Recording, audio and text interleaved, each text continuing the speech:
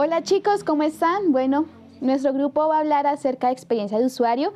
Vamos a hablar acerca de su definición, algunas leyes y algunos ejemplos. Así que prepárense para recibir toda esta información y ahora sí, vamos a comenzar. Vamos a comenzar definiendo qué es el UX Design. Bueno, básicamente UX Design es el proceso de mejorar la satisfacción del usuario, mejorando la usabilidad, la accesibilidad y la interacción entre el usuario y el producto. Pero no solamente el diseño de experiencia se basa en satisfacer al usuario, sino también a cumplir con los objetivos del cliente. Entonces, el diseñador de experiencia hace de nexo entre el usuario y el cliente que nos contrata. Básicamente UX Design es resolver problemas. Entonces, para ello el diseñador de experiencia debe seguir un proceso centrado en el usuario. Es decir, que piensa en el usuario en cada parte del proceso de la realización de un producto. ¿Esto qué quiere decir? Es como el dicho de ponerse los zapatos de la otra persona. Sin embargo, no nos debemos confiar de esto, ya que nos puede llevar a confusión.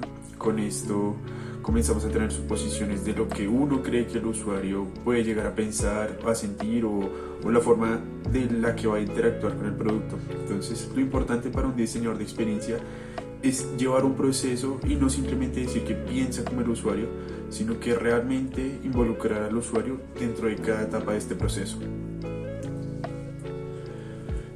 Bueno, existe un diagrama en forma de paraguas, el paraguas del UX. Básicamente este muestra todas las etapas o lo que conlleva un diseño de experiencia. Tenemos, por ejemplo, el diseño visual, la arquitectura de la información, el diseño de interacción, usabilidad, investigación de usuario, estrategia de contenido. Y básicamente esto nos deja claro que el diseño de experiencia no se basa únicamente en diseño visual o algo estético. Conlleva varios pasos que nos llevan a cumplir estos objetivos de una interacción fácil con el usuario. De hecho, hay UX designers que no tienen carreras afines a las artes o al diseño, pero se dedican a otras partes, por ejemplo el research, que es la investigación del usuario, o la arquitectura de la información. Algo interesante del diseño de experiencia es que se parece mucho a una metodología científica, ya que podemos tener datos cualitativos y cuantitativos de lo que realicemos, y entonces esto quiere decir que básicamente no se va a basar en únicamente diseñar y hacer algo visual y que se quede ahí, sino que en realidad vamos a comprobar si lo que estamos realizando va a ser útil para el usuario y esto va a cumplir los objetivos del cliente, la empresa o la marca que en este caso nos contrata. Y seguimos con las leyes de experiencia de usuario y una de estas leyes es la ley de Hick. Unos psicólogos británicos llamados Hick y Heyman en 1952 dieron una relación entre número de estímulos y el tiempo de reacción. Cuanto más estímulos hay, más tiempo va a tardar el usuario en elegir. Hay una aplicación que se llama Seriafi, donde la decisión es un factor sumamente importante en esa aplicación, ya que son historias interactivas. El usuario va dando el camino o el recorrido de la historia y la aplicación tomó la decisión de solo poner dos opciones en cada decisión. ¿Para qué? Para que el usuario no se estrese. La idea con esta ley es evitar que el usuario sienta que está perdiendo el tiempo al momento de tener muchas opciones y de evitar agobiarse. La idea es facilitarles la vida y evitar ese tipo de sentimientos. La otra ley es la ley de Miller. En 1956 Miller sacó un ensayo que se llama Los límites de las personas para procesar información. ¿Quién dice que las personas tienen la memoria de corto plazo de 5 a 9 elementos? En realidad son más o menos 7 elementos. Por ejemplo, Facebook tiene 8 elementos principales en su página, 7 más 1 donde tenemos perfil, inicio, crear página, crear grupo, solicitudes de amistad, Messenger, notificaciones, ayudas y más opciones. La idea con esa ley es minimizar al máximo las cargas cognitivas, puesto que el humano solo puede captar o recordar 7 más o menos. La ley de Fitts o de Paul Fitts nos menciona que hay que tener en cuenta ciertos elementos: tamaño, posición, distancia. ¿Esto para qué? Los movimientos rápidos del usuario hacia objetos pequeños dan una tasa de error. Podemos ver en nuestros dispositivos que hay unas zonas especiales para poner nuestros objetos, enlaces, opciones o botones. Y la mayoría de estos espacios se encuentran en la parte inferior, que es donde se encuentra el recorrido del dedo. Un ejemplo de esto es en los e-commerce. La mayoría de los e-commerce en los botones de pagar, los botones de añadir al carrito, de más cantidad, se encuentran en la parte inferior. También se encuentran en las redes sociales. En Instagram, por ejemplo, en las historias donde uno puede comentar, reaccionar, se encuentran en la parte de abajo. Entonces, esto nos lleva a tener en cuenta estos ciertos aspectos: tamaño, posición y distancias de ciertos elementos importantes en la experiencia de usuario. La ley de Jacobs. Los usuarios constantemente están visitando páginas web. Si queremos que la primera impresión de la nuestra sea positiva, debemos usar la estructura de las páginas web relacionadas al tema que vayamos a usar. Al usar la misma estructura generamos ese toque de confianza en los usuarios y se sentirán un poco más familiarizados con la aplicación o página web en este caso. Un ejemplo de esta ley vendría siendo las aplicaciones de comida rápida. Todas tienen el mismo propósito y se pide de la misma manera. Elegimos un restaurante, elegimos qué comida queremos y luego nos llega.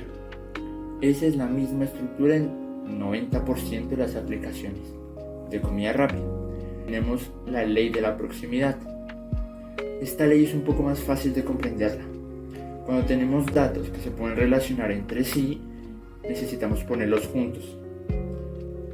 Y si no los tenemos, o sea, no se pueden relacionar entre sí, no necesariamente tenemos que crear un apartado para ellos. Podemos ponerlo ahí mismo, pero creamos un diseño que los haga ver separados. Esto con el fin de que nuestra página sea un poco más comprensible para los usuarios. Un ejemplo de esta ley vendría siendo Amazon.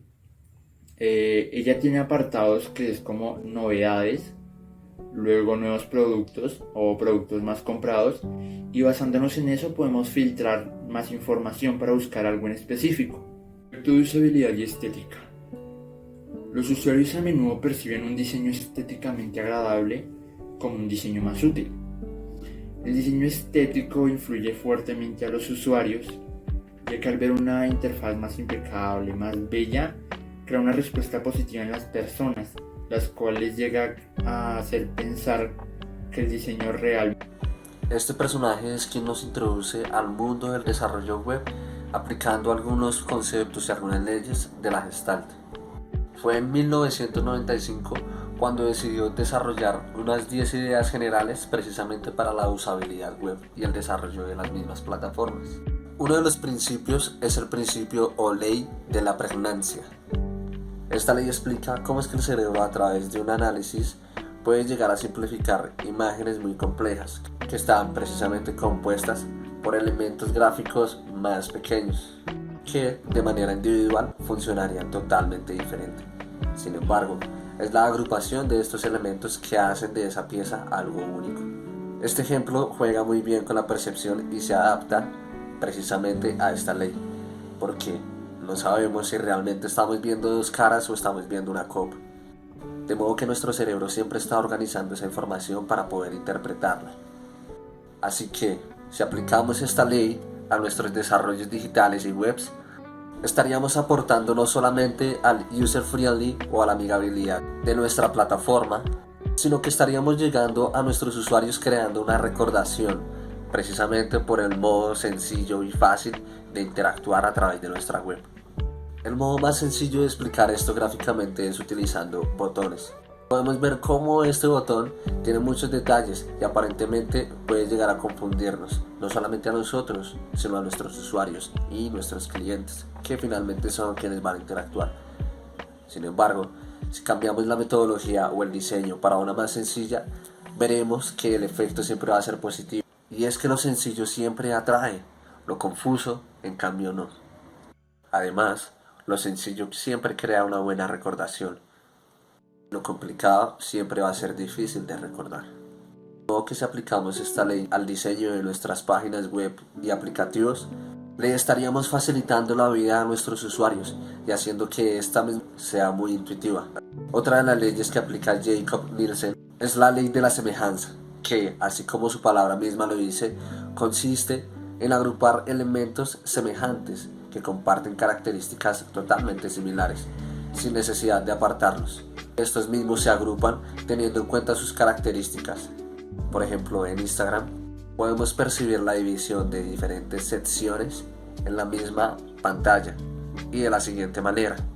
Esta ley contribuye muchísimo al orden que llevarían nuestras plataformas, webs y aplicativos, ayudándonos a organizar y categorizar cierta información que posteriormente darían indicios a nuestros usuarios de cómo es que se mueve y cómo es que funciona la plataforma.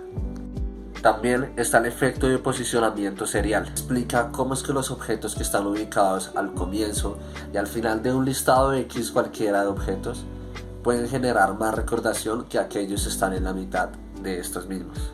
Y es que esto se debe básicamente al ejercicio que hace nuestro cerebro de recordación a largo y corto plazo. Los elementos que están justo en la mitad no pueden ser recordados porque esa información no siempre va a ser almacenada de la misma manera. Es por eso que las secciones e información más valiosa siempre va a estar al comienzo o al final de la plana.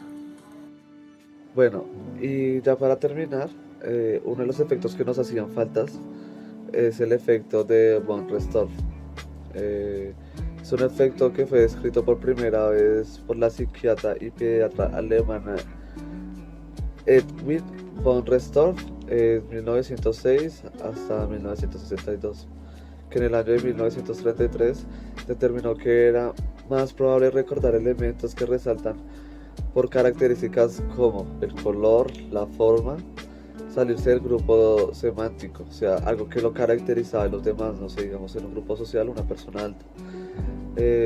Este elemento se destacó mucho por la facilidad de poder recordar uno o varios elementos. Un ejemplo claro es Twitter o TikTok, el cual TikTok se basa, es caracterizado y uno lo recuerda con facilidad por el consumo de videos cortos.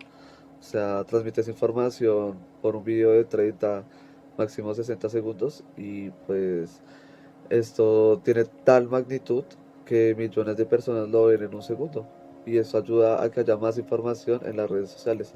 Pero también hay un contra, que tanto como hay mucha información, también hay información que se puede olvidar.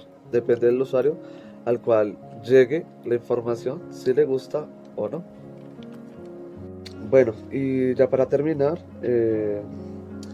lo que concluimos con mi equipo es que estas leyes y estos efectos que vimos anteriormente nos permiten a nosotros como creadores de páginas web poder crear innovar, que es como lo principal, ya que vemos que todas las redes sociales ahora están apuntando a eso, a la innovación, y eso creo que es un punto muy característico que tenemos que tener en cuenta nosotros como diseñadores, ya que la innovación lo es todo, y todos esos pequeños elementos, todos esos pequeños efectos, todas esas pequeñas leyes, no sé, de similitud o semejanza, o no sé, la posición serial, dónde va cada objeto, ese posicionamiento estratégico de deslizamiento, o sea, todas esas pequeñas cositas que para la gente pueda que sea muy minucioso, o sea, para otros, eso es el boom.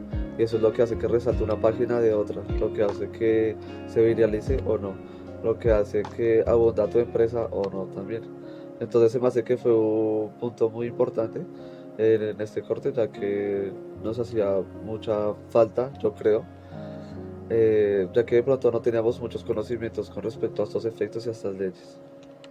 Bueno, y ya para terminar, sería la parte de los ejemplos. Eh, Estuve buscando y interactuando con varias páginas y yo creo que la única página que sirve tanto para dispositivos móviles como para PC, creo que es Facebook. Facebook es una de las aplicaciones con más fácil acceso, gratuita, a nivel mundial, donde ya todo está organizado, tanto como en el celular como en el Facebook, no te pierdes, o sea, es una aplicación muy fácil de utilizar y que también es una página mundial. Y también que es una página en la cual ayuda mucho a los usuarios para poder estarse informando de todo el entorno social, y tanto social como económico, como político, como de todo. O sea, en Facebook tú encuentras de todo, desde marketing hasta anuncios, ventas, videojuegos, compra, no sé, diversión, conocer gente. Es una página muy completa, la verdad. Entonces yo creo que esta sería la única página, por el momento, digo yo, que se podría abarcar a todos nuestros efectos.